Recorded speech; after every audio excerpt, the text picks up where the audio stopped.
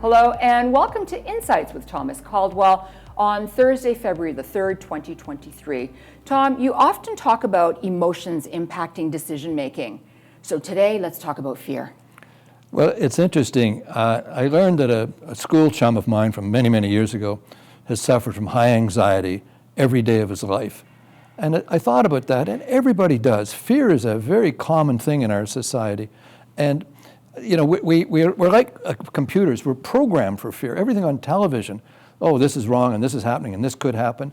And also in the investment business, I love these newsletters. The world is going to end at 3 o'clock next Wednesday, and if you subscribe to our newsletter, we're going to keep you safe. It's that kind of thing. Fear is a product, or should I say a means of getting you to buy a product, if you will, whether it be news, whatever. But we suffer from fear, whether it be fear of rejection, failure, sometimes fear of success. And it's something you have to work on. And I can't give you the total antidotes for that, but I think it's faith, and I think it's also gratitude, grateful for where you're at, what you got going. So I think that's quite important.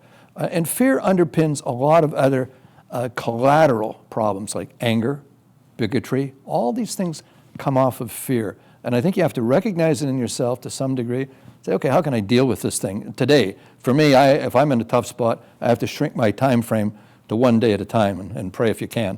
So I think it's something you have to think about. I've seen so much money lost in markets because of emotions and fear of losing, fear of not participating in a great run in the market. These sort of things really mess up intelligent and clear decision making. Okay, so let's talk about the markets. Well, it's interesting, if we flash back a few weeks, the end of the year, my gosh, the world is in fact ending, all these things, interest rates, recession, war.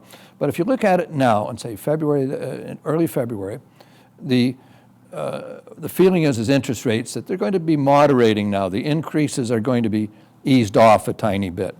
Energy prices seem to have stabilized. Inflation pulling back a tiny bit.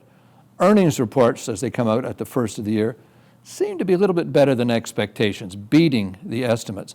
In short, things seem to be calming down a tiny bit. Markets are still wobbling, but it's like the ripple from a stone dropping. Markets are sort of swinging back and forth.